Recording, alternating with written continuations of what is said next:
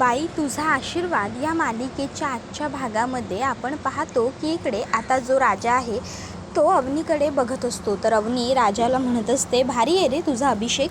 त्यावर राजा म्हणतो, बघा आता तुम्ही आहे की नाही 1101 पोरांच्या चेहऱ्यावरचं स्माईल आणलं आहे, म्हणजे 1101 एवढ्या स्माईल आणल्यात तुम्ही या मुलांच्या. मग तुम्हाला आता देवाचा आशीर्वाद मिळणार. तुम्ही जे मागणार ना ते 100% पूर्ण होणार. कारण असं म्हटलं जातं ना की लहान मुलांना देवांचं रूप म्हणतात म्हणून.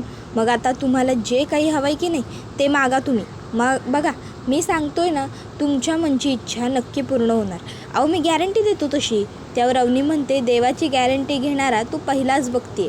त्यानंतर मग आता डोळे मिटून ती शांत बसते आणि आता प्रार्थना करते की मला माझं करिअर पूर्ण करायचं आहे आणि मला त्या विवांबरोबर लग्नही नाही करायचं आहे. काहीतरी कर देवा. तर त्यावेळी सगळी लहान मुलं म्हणतात, तथास्तु. त्याबरोबर मग आता अवनी डोळे उघडते आणि बघते तर काय, सगळ्या मुलांनीच तिच्या डोक्यावरती हात धरलेले असतात.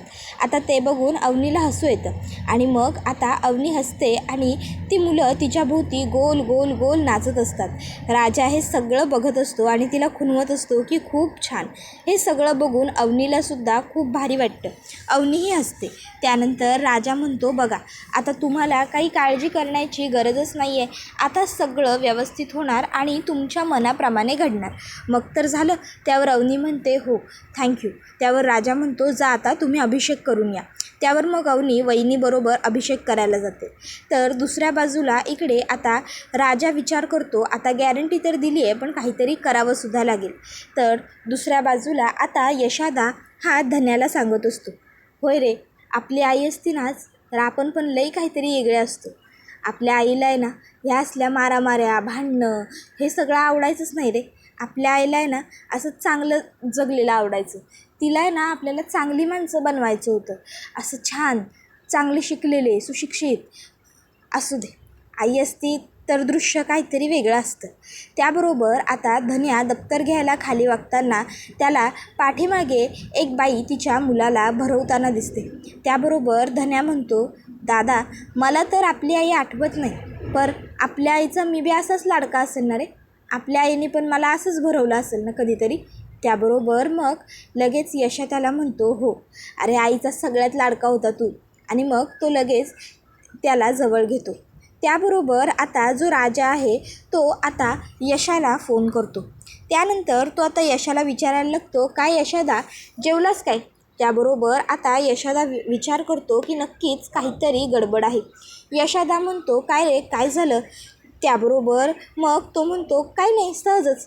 यशा म्हणतो, सहज नाही राजा काहीतरी गडबड आहे, सांग लवकर मला काय झालं आहे. तुझ्या आवाजावरून ओळखतो मी काहीतरी झालं आहे. त्यावर मग यशादाला राजा सांगू लागतो, अरे दादा इकडे एक मेजर प्रॉब्लेम झाला आहे. अरे त्याच्या मॅडम आहेत की नाही त्यांना हे लगीन नाही करायचं. त्यावर मग आता यशादा म्हणतो, काय लगीन नाही करायचं म्हणजे? त्यावर राजा म्हणत असतो, अरे दादा म्हणजे त्यांच्या घरचे त्यांचे पप्पा बळजबरीने लगीन लावून द्यायला लागलेत त्यांचं त्या पोराबरोबर. आणि अरे त्या लई दुःखी आहेत रे यशादा. अरे आपण काहीतरी केलं पाहिजे, त्यांना मदत केली पाहिजे. त्याबरोबर मग यशादा म्हणतो, नाही नको. हे बघ राजा ह्या नसत्या पंचायतीमध्ये आपल्याला पडण्याची काही एक गरज नाही आहे. उगाच नको आगाऊपणा करू. त्याबरोबर राजा म्हणतो, अरे दादा असं काय करतोय, ह्याजीन माणूस की. त्याबरोबर मग दादा म्हणतो, काही गरज नाही आहे. मी म्हटलं ना ह्या माणुसकीची. हे बघ असं काहीही करू नकोस. तू तिथं ड्रायव्हर म्हणून गेलाय की लग्न मोडायला गेलाय? त्याबरोबर मग राजा म्हणतो, अरे दादा पण एकदा माझं ऐकून घे की, त्या बिचाऱ्या अवनी मॅडमना लग्न करायचंच नाही आहे रे. उगाचच्या उगाच बळजबरीने त्यांचे वडील त्यांच्यासाठी हे सगळं ठरवत आहेत म्हणून म्हणायला लागलो ना. त्याबरोबर दादा म्हणतो, हे बघ त्यांना काही करायचं आहे ते करू देत. तू फक्त ड्रायव्हर म्हणून गेलाय, तुझं काम व्यवस्थित कर आणि निघून ये, समजलं. एवढं बोलून तो फोन ठेवून देतो. तर आता इकडे मग राजा विचार करतो, अरे देवा मी तर फुल्ली चुकीच्या माणसाला फोन केला. ह्या अशा प्रसंगात तर भाण्याला फोन करायला पाहिजे. तर दुसऱ्या बाजूला इकडे आता जो भाणे आहे तो गॅरेजवरती काम करत असतानाच त्या ठिकाणी पायल आलेली असते. आता पायल तिकडे आल्यावर भाण्या तिला विचारतो, काय मग आज पुन्हा गाडीचे ब्रेक फेल का? तर दुसऱ्या बाजूला इकडे चहावाला येतो आणि आता पायलला चहा देतो. त्याबरोबर आता चहावाल्याला लगेचच इकडे भान्या विचारतो की काय रे, बरोबर ही आल्यावरच तू कसा काय येतो रे चहा द्यायला हां. त्याबरोबर लगेचच तो म्हणतो त्याबरोबर लगेच आता भान्या म्हणतो गप्रे नाही इकडनं चल. तसा तो तिकडनं निघून जातो. तशी लगेचच इकडे आता पायल म्हणू लागते, तुम्ही पहिल्यांदा माझ्या गाडीचा ब्रेक बघून द्या, नाही जर गाडीचा ब्रेक नाही ना बनवलात तर मग मी व्हिडिओ व्हायरल करेन ना. चला ब्रेक बनवा, चहा घेणार का. त्याबरोबर आता तो म्हणतो नाही नको आहे मला, घ्या तुम्हीच. त्याबरोबर मग आता लगेचच ती म्हणत असते अहो उष्ट केला आता तरी घ्या. त्यावर भान्या म्हणतो निघ तू. इतक्यात आता राजा त्याला फोन करतो. मग भान्या फोन उचलतो आणि बोलतो हां बोलणार आहे काय झालं. मग इकडे राजा आता काय घडलं आहे तो सर्व प्रकार सांगायला सुरुवात करतो. आता हे सर्व ऐकून बसलेला भान्या उठून उभा राहतो आणि आता पायलकडे बघायला लागतो. तर आता राजाच्या चेहऱ्यावरचे जसं धन्याच्या चेहऱ्यावरचे एक्सप्रेशन जसे जसे बदलत चाललेले असतात तसं तसं पायलला वाटत असतं की काय झालं. पण मग भान्या फोन कट करतो आणि ताबडतोब घरी धावत पळत निघून जातो. पायलला वाटतं अरे हे असे का गेले मालक. त्याबरोबर मग आता भान्याचा मित्र सांगतो की काही नाही, काहीतरी राडा झालेला असणार आहे म्हणून गेलेत. त्याबरोबर पायल म्हणते काय राडा, नको बाबाजी आता तुम्हीच करा काहीतरी आणि या राड्या बिड्यातून वाचवा बरं यांना. आणि मग आता नको जी नको असं म्हणत ती प्रार्थना करत असते. तर आता इकडे राजा हा विचार करत असतो की काय करू, अवनीचं लग्न कसं मोडू, काय करता येईल. आणि त्याचवेळी त्या ठिकाणी वहिनी आणि अवनी येतात. वहिनी म्हणते निघायचं का आपण. त्याबरोबर राजा म्हणतो हो निघूया की लगेच निघूया. आणि मग पटकन राजा आता गाडीचा दरवाजा उघडतो आणि अवनी जाऊन गाडीमध्ये बसते. त्यानंतर मग आता इकडे दादा हा घरामध्ये स्वयंपाकाचं बघत असतो आणि आता तो थोडा चिडलेलासुद्धा असतो. तो येतो आणि धन्याच्या समोर मोठ्या जोराने ठेवत म्हणतो घे रे खाऊन घे. त्याबरोबर धन्या म्हणतो अरे मग असं का करतोय, जरा नीट सांगू शकतो की.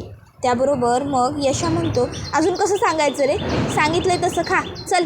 त्याबरोबर मग आता दुसऱ्या बाजूला इकडे सुलू आत्या ही नलूला हाका मारत असते, नले कुठं आहेस ग. पण नलू काही आसपास नसते. तर इकडे आता यशोदा म्हणत असतो तुम्हाला शांत बसवतच नाही का रे हां, एकाला नाहीतर एकाला काही ना काहीतरी सतत करायचंच असतं हां. गप बसा पण नाही, गप बसवतच नाही, सतत काही ना काहीतरी उपटून काढायचं असतं हो ना. त्याबरोबर मग आता हे बोलत असतात दोघं भाऊ तोपर्यंत सुलू आत्या आता त्यांच्या घराकडे येते. तर इकडे मग धन्या म्हणत असतो अरे पण तू एवढा का चिडलाय माझ्यावर, माझी काही चूक आहे, तू हळू बोल की माझ्याबरोबर. त्याबरोबर आता त्या ठिकाणी भान्या येतो. आता भान्या तिकडे आल्यावर दादाला तो म्हणत असतो राजानं फोन केला होता ना तुम्हाला. त्याबरोबर यशा म्हणतो म्हणजे त्यानं तुला बी फोन करून सांगितलं का. तर आत्या तोपर्यंत तिकडे आलेली असते आणि आत्या आता चोरून ऐकू लागते. तर भान्या म्हणतो होय मग केला होता तर मला काय वाटायला लागलं माहिती आहे काय, आपण सगळ्यांनीच त्या पोरीची मदत करायला हवी. अरे त्या पोरीचं मनाविरुद्ध लग्न व्हायला लागलं ना. त्याबरोबर धन्या म्हणतो पोरीचं लगीन म्हणजे तुम्ही तिच्याबद्दलच बोलताय ना.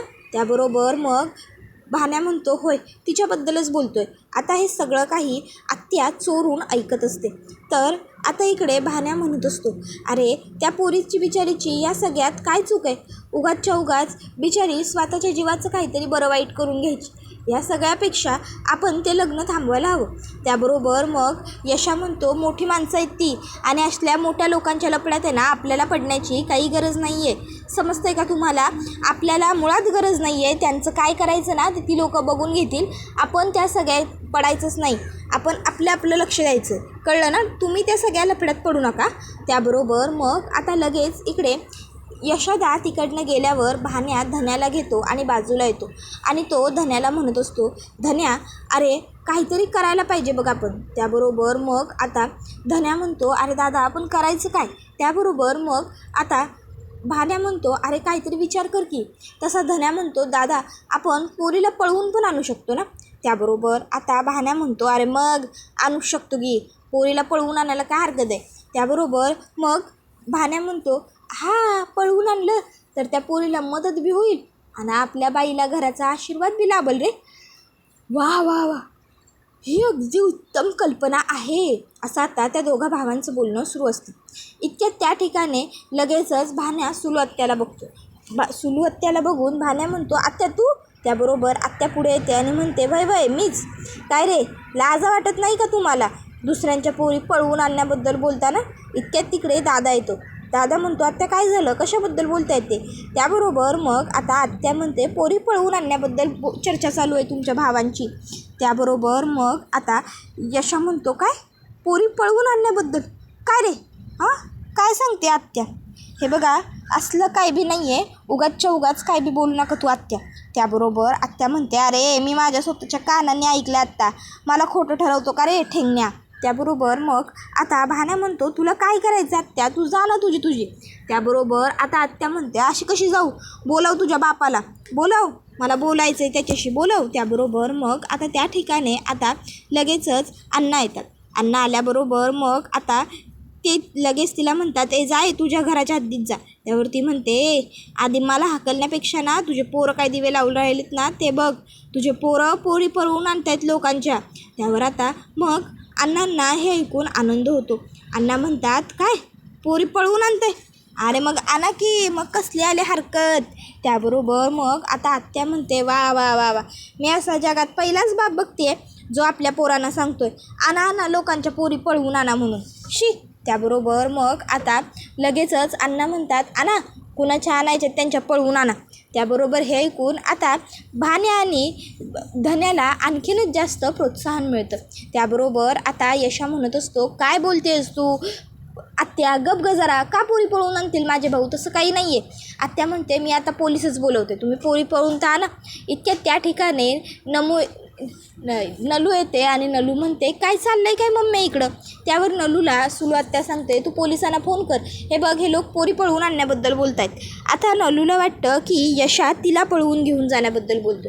ती म्हणते, होय का? अरे मग पोलीस कशाला बोलवायचे मम्मी? मग तर आम्ही जोड्याने तुला नमस्कारच घालायला येतो बघ. तू तयार झाला यशा? त्यावर यशा म्हणतोय, तू बाई गप. त्याबरोबर मग आता लगेचच इकडे अण्णा म्हणतात की करा, तुम्हाला काय करायचं आहे ते करा, पोरी पळवून आणायचे आहेत ना, आणा, बिनधास्त पोरी पळवून आणा, माझी काय बी हरकत नाही, माझा फुल सपोर्ट आहे तुम्हाला, कळलं का? त्याबरोबर आता हे ऐकून सुलू आत्याला खूप जास्त राग येत असतो. तर इकडे भाण्या, धन्या आणि अण्णा हे तिघंजणं डिस्कस करत असतात की पोरगी कशी पळवून आणायची, काय करायचं.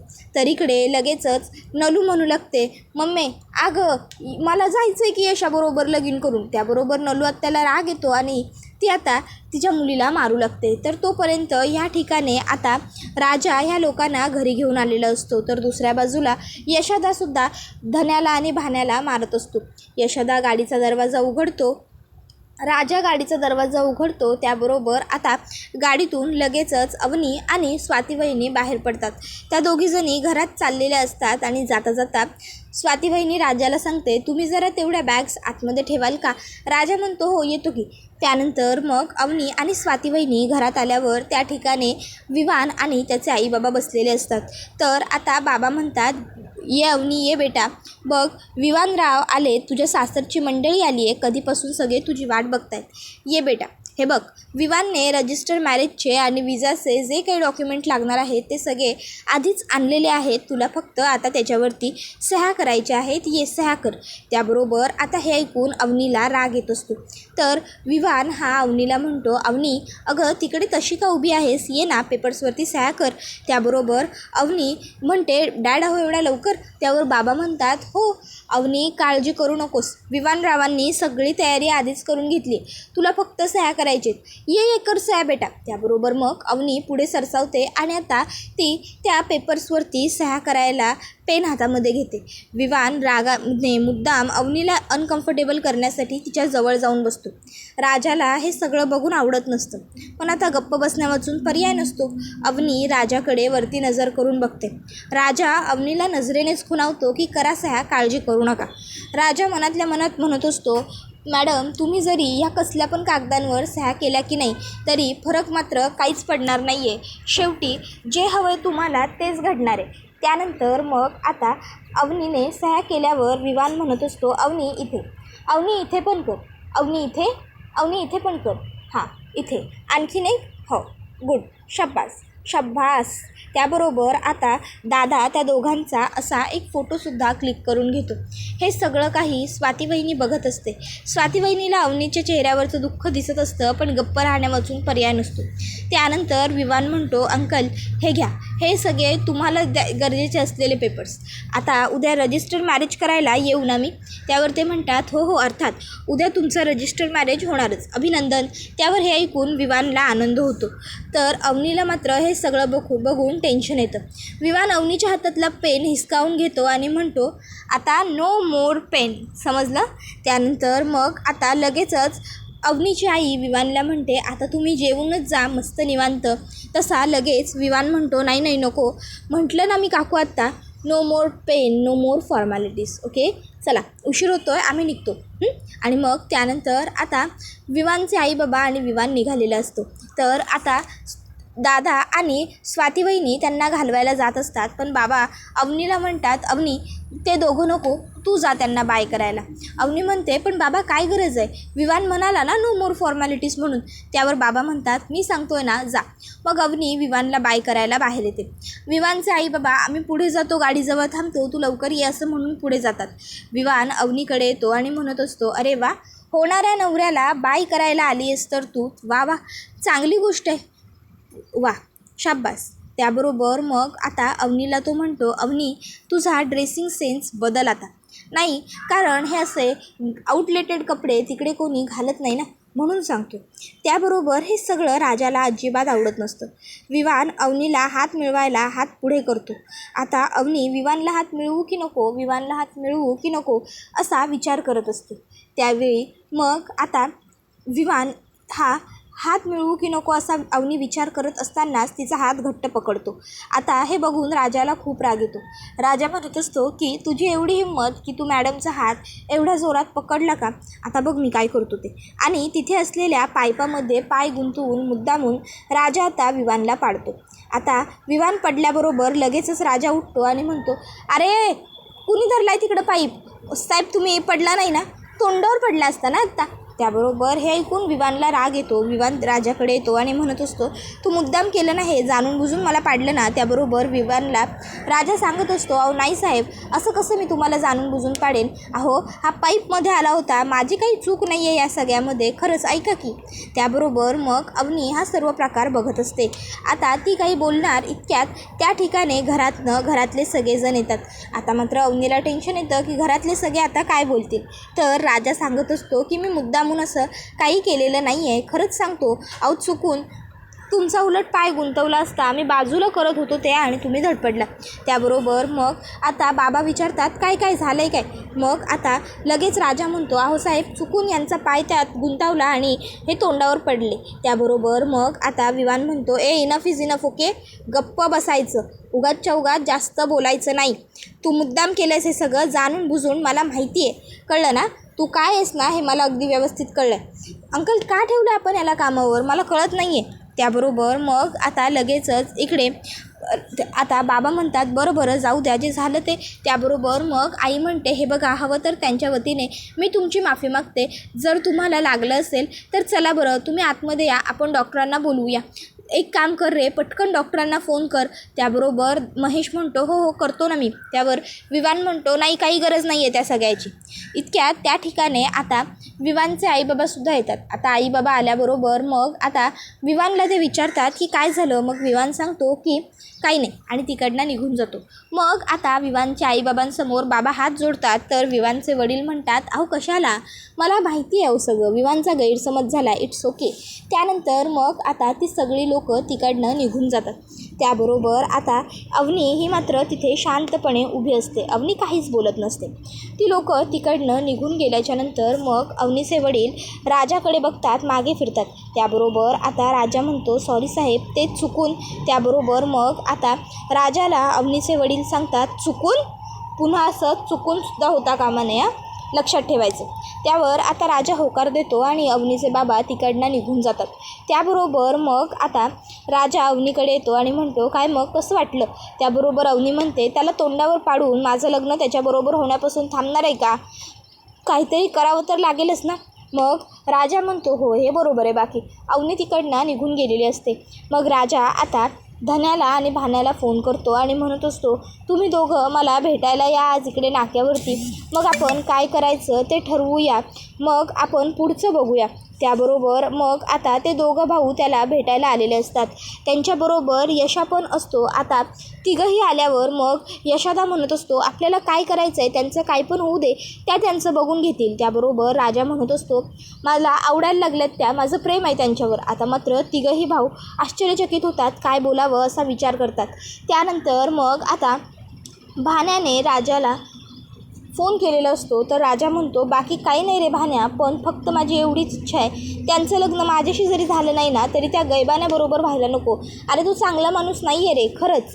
त्याबरोबर आता हे ऐकून मग भान्या म्हणतो बघूया काय करायचं ते. नंतर अवनी दुसऱ्या दिवशी खाली येत असताना राजा तिला म्हणत असतो काळजी करू नका, सगळं काही तुमच्या मनासारखंच होणार आहे. त्याबरोबर हा व्हिडिओ इथेच संपतो. व्हिडिओ आवडला असेल तर व्हिडिओला लाईक करा, चॅनलवर नवीन असाल तर चॅनलला सबस्क्राईब करा आणि बेल आयकॉन आठवणीने प्रेस करा, जेणेकरून तुम्हाला पुढच्या प्रत्येक व्हिडिओचं नोटिफिकेशन मिळत जाईल आणि सर्व व्हिडिओंचा आनंद हा अगदी उत्तम पद्धतीने घेता येईल. धन्यवाद.